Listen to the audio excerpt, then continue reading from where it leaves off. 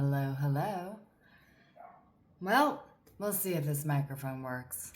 Still testing out things. So, hey, I am Kathleen. I am just here to share my feelings, thoughts, what have you. I'm not sure what direction this channel will go in, but I do know that as a mental health therapist, I spend a lot of time listening to people, holding space for people, and allowing, if you will, people to find their path. When I say that, I mean I say to my clients a lot of the times, you can bring a horse to water, but you can't make him drink. But sometimes you can't even help that horse, those are my cats, recognize that they need to drink. They don't even know they want to drink.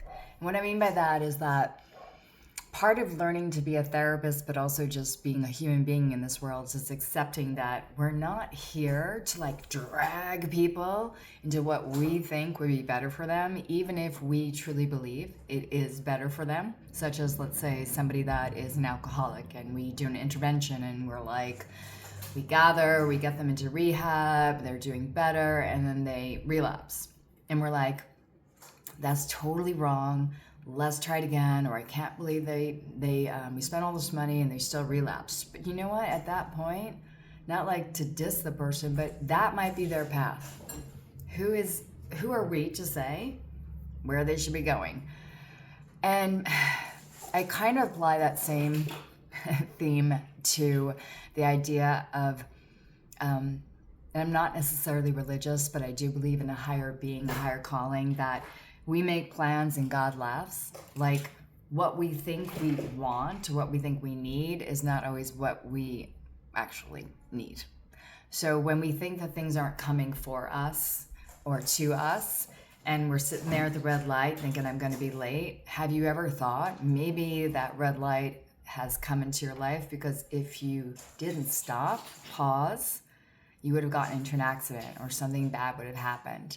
And what I'm talking about is not just neuroplasticity, the ability for our brain to change the way it learns or it recognizes things, but for our thoughts to really shift from a pretty negative narrative. Of course, she has to do that right now. A negative narrative of things are not really happening for me, that things are good or bad. So what I mean by that also is that we are not born like, oh, this baby is bad, this baby is good. We don't walk into a tree or a forest rather and say that tree is good, that tree is bad. It's something that is built into us as, I see it as generational trauma. So we're taught what's good or bad. When we're really little, we don't know what somebody's skin color is. It doesn't mean anything to us. We don't care what hair color, we don't care what they wear. We're just going by energy, but we are taught to be prejudiced or to be fearful. And I think if we can really look at what we deem to be good or bad and just take that away, which I know is a mind-blowing concept, but think of it as, why does something happen? Let's say I have been dating or trying to date. And, I'm like, damn it, I'm not meeting the people I want to meet. That doesn't inherently have to be bad.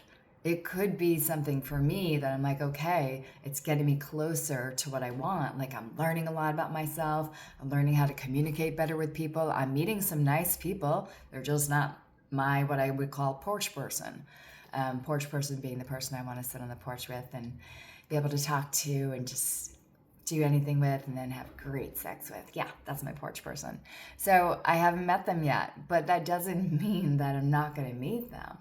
And I think we get stuck in this concept of that was not good or that was good, right? And what if we just could be like, that's all it was. It was just information, Kathleen. It was just information.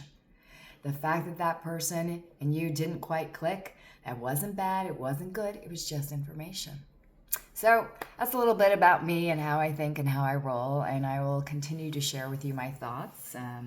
As I said, I'm a mental health therapist. I will not reveal any client information, but I will share some stories that I, not here, but more so, I think, poignant pieces of information that I'd like to share I work with people every day, and I hear some beautiful stories and I hear some hard stories. So welcome to my world, and I look forward to seeing more of you.